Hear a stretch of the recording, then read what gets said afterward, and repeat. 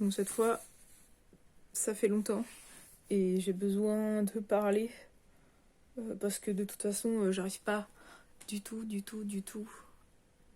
à travailler. En fait, j'essaye de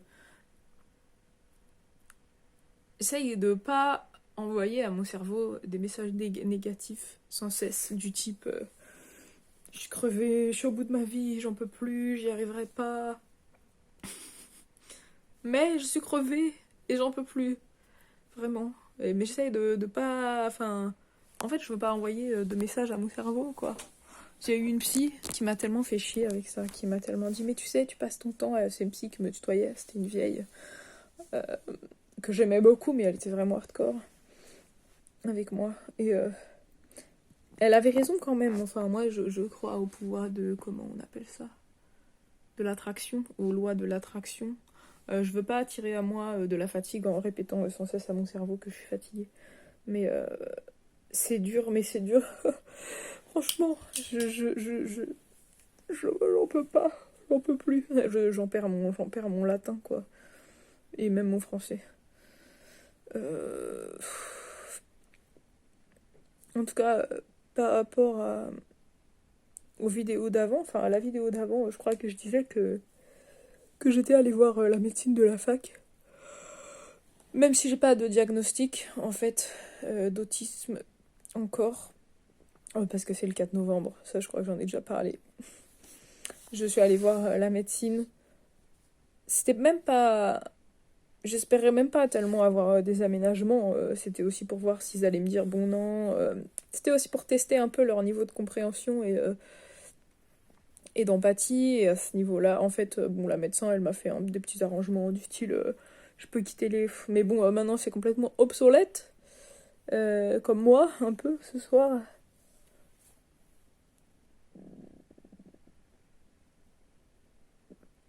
Genre pouvoir sortir de cours et que les profs me filent les cours. Mais en fait, ce qui se passe avec la rentrée, je veux me présenter. S'il y a des gens qui tombent sur ma vidéo, j'en sais rien, et qui la regardent.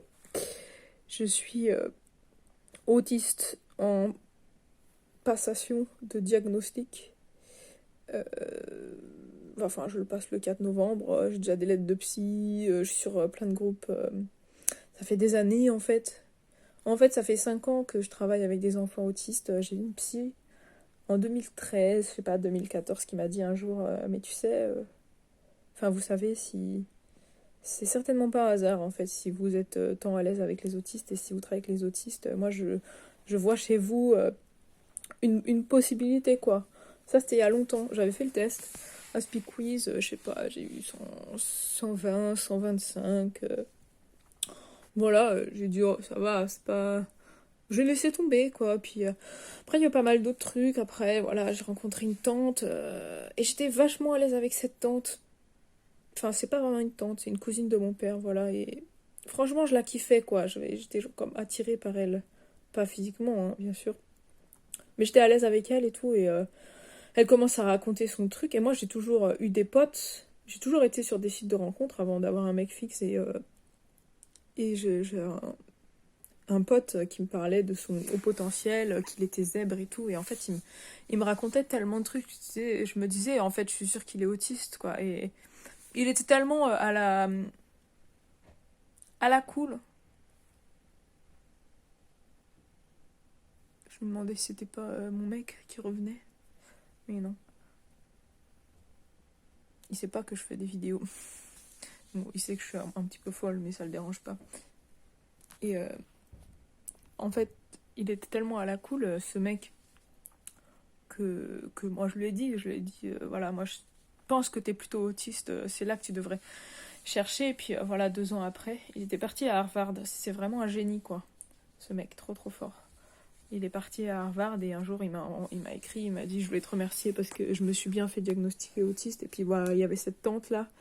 Et elle disait plein de trucs et en fait j'ai capté, quoi. Enfin je veux dire j'ai capté qu'elle était autiste et en fait après en parlant avec elle, elle m'a dit ah bah. Elle m'a confirmé qu'elle l'était, elle était prof, qu'elle avait eu son diagnostic à 50 ans et que depuis que j'étais petite, qu'elle me connaissait, moi qui ai toujours eu beaucoup de mal à regarder les gens dans les yeux, enfin, j'ai des souvenirs affreux des maîtresses qui me disaient regarde-moi, enfin vous savez des fois les adultes ils veulent qu'on les fixe dans les yeux. Moi c'est quelque chose que je ne pouvais pas et cette connasse elle comprenait pas ça en fait. Et mais ma gueule, c'est quoi ces mini yeux là? C'est parce que la lumière me fait un peu du mal. Je devrais peut-être l'enlever. Et c'est le bordel chez moi, voilà. Et... et voilà, elle m'a dit ça, quoi. Et puis c'est comme ça que, puis même, mon ex, quand il m'a quitté, il m'a dit ouais, t'as des problèmes, franchement, parce que de toute façon, il fallait qu'il me mette tout dans la gueule. T'as des problèmes, t'es hypochondriaque, franchement, tu devrais te faire diagnostiquer, je pense que t'es autiste et tout. Mais il a dit ça méchamment, quoi, ce bâtard. Du coup, j'ai pas pris. Puis après, un jour, j'ai lu un article. C'est ça, ça a été le truc, ça a été le déclenchement. J'ai lu un article d'une meuf qui disait qu'elle avait fait le Aspie Quiz, qu'elle avait eu genre 110 ou 120 et là je me suis souvenue, je me suis dit non mais attends, quand j'ai fait le test il y a 4 ans j'ai eu 120, même plus, j'ai eu plus que ça. J'ai refait le test et finalement mon résultat ça a été 135 sur 200 et là j'ai dit à mon psy que je vois régulièrement, je lui ai dit voilà, je voulais vous dire, je savais pas vraiment à quoi m'attendre. Je lui ai dit moi je pense que je suis autiste, ça va peut-être vous allez peut-être trouver ça bizarre. Il m'a dit ah mais oui, mais c'est clair, mais moi je vous mets carrément dans l'autisme. Je dis, ah bon, ah d'accord. Et donc voilà, et donc là après j'ai pris le rendez-vous et tout. Et putain, mais... Et aussi il y avait un autre truc qui m'avait fait tilter. Un jour je faisais une formation justement sur la passation... C'était très intéressant, hein. C'est sur comment en fait les psys ils font passer les examens, enfin les tests aux enfants justement, ou alors c'était une autre formation parce que je travaille aussi avec l'ABA, c'est une méthode... Enfin, je travaille avec l'ABA, hein. Je dis pas que je suis 100% pro ABA. Et... et en fait, il y avait une fille qui avait posé une question, c'était est-ce que vous pensez qu'on peut être Asperger, autiste, et en même temps... être éducateur pour enfants autistes. Et j'ai tout de suite pensé à moi. Elle avait répondu quelque chose de vague, genre en théorie non, parce que voilà, je sais pas. Mais en fait, et donc c'est là, voilà, je pensais à cette possibilité, mais j'ai écarté cette possibilité finalement. Mais en fait, c'est une évidence désormais pour moi, parce que depuis que je suis à fond dans le groupe sur Facebook qui s'appelle Syndrome d'Asperger et que... Mais ça fait tellement du bien en fait de se reconnaître là-dedans. En fait, je sais enfin pourquoi, donc j'arrête de me dire mais tout le monde y arrive et pas moi et tout. C'est parce que je suis nulle ou quoi. Non, bon, je comprends. Mais là, c'est vraiment dur, je vous dis pas ce soir. Et c'est marrant comment le monde est fait parce que j'ai un groupe, du coup j'ai quand même réussi à rejoindre les groupes parce que j'avais été une catastrophe il y a 10 ans quand j'ai commencé psy, la fac. En fait, je parlais à personne et tout. Là, j'ai réussi à m'insérer dans les groupes et à parler. Et là, j'ai lancé un coup de gueule ce soir. J'ai dit j'en peux plus. J'en peux plus et tout, je m'y perds, je passe beaucoup plus de temps sur la logistique, de comprendre mon emploi du temps, parce que tous les cours se font en distance. Voilà. D'ailleurs, il y avait une prof qui disait, mais voilà, une personne, elle est pas ce qu'on parlait de... J'en sais rien, moi, de Freud en tant que scientifique, mais voilà, une personne, elle a plusieurs casquettes, enfin elle a pas dit ça comme ça, mais enfin une personne, elle est pas que... Freud c'était aussi un bourgeois, un père de famille bourgeois de sa génération et tout. Et moi, je crois que j'ai beaucoup trop, je me mets beaucoup trop de choses, parce que tous mes rôles, et en même temps en fait je travaille avec une association, enfin je fais une sorte de bénévolat dans une asso qui aide les migrants, parce que la cause des migrants et des gens qui dorment dehors, ça a toujours été le crève-cœur pour moi depuis toute petite. Hein. Je dormais dans ma chambre, j'avais une chambre sous le toit, elle était très bien.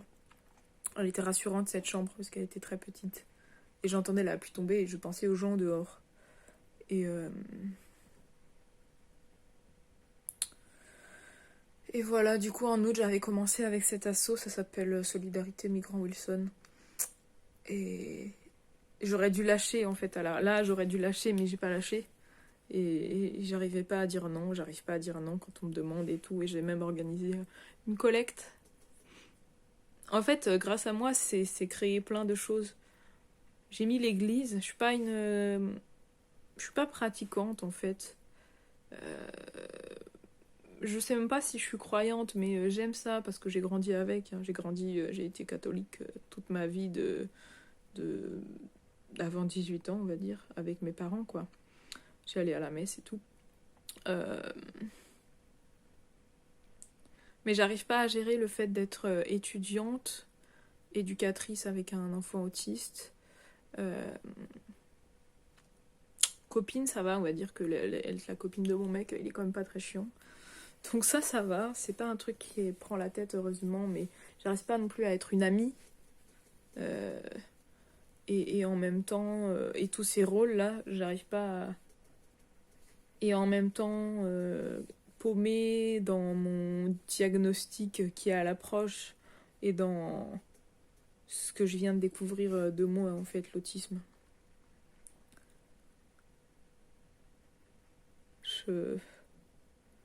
Et du coup, dans le groupe, là, quand j'ai passé mon coup de gueule, il y a quelqu'un qui m'a dit... je disais, en fait, il me faudrait une drogue sans accoutumance et sans effet secondaire et qui me donne de l'énergie. Et là, on m'a dit, prendre la Ritaline. Et j'ai dit, ah, mais ça, c'est ce qu'on donne aux enfants autistes, quoi. On m'a dit, ouais, mais bon, de toute façon, même si t'as pas d'hyperactivité, ça marche. Donc, bah, de toute façon, moi, je suis hyperactive, donc... Enfin, c'est surtout mon cerveau qui est hyperactif, mais moi aussi, et je suis pas capable de lâcher prise. Nom de Dieu. Mais vraiment, j'avais envie de pleurer, quoi. En fait, c'est trop, et c'est ça que je redoutais. C'est que tout ça, ce soit beaucoup trop pour moi. Le travail plus la fac. Parce que je sais que moi, il me faut beaucoup de temps pour faire les choses. Et en fait, je sais pas si ça fait ça à des gens, mais moi, quand j'étais en dépression, quand je suis très fatiguée, déjà, il y a ce qu'on appelle un... Comment on appelle ça ? Enfin bref, le fait de mettre de côté un peu ses émotions, on n'a plus accès à ses émotions. Genre moi, par exemple, normalement, je suis incapable de prendre la parole en public et lire... Enfin, en tout cas, avant, j'étais incapable de lire en public. Et là, aujourd'hui, en cours d'anglais, ben, le prof a fait lire. La semaine dernière, j'étais pas aussi fatiguée, ça m'a ultra stressée. Et là, j'ai lu en public, en anglais, devant des gens et tout, sans même trop stresser, parce que c'est tellement je suis fatiguée que j'ai voilà, le détachement émotionnel. Je suis complètement détachée. Et ça, bon, quand je prenais des antidépresseurs, c'était encore pire, quoi. En fait, ça m'avait pas forcément aidé, hein, mais je prenais des doses costauds quand même. Alors voilà, tout ça pour dire, peut-être si je revenais peut-être à des microdoses, comme j'ai fait un temps d'antidépresseurs, peut-être que ça serait mieux. Je vais laisser là, je vais arrêter, et puis je donnerai un titre à cette vidéo. Pff, magnifique.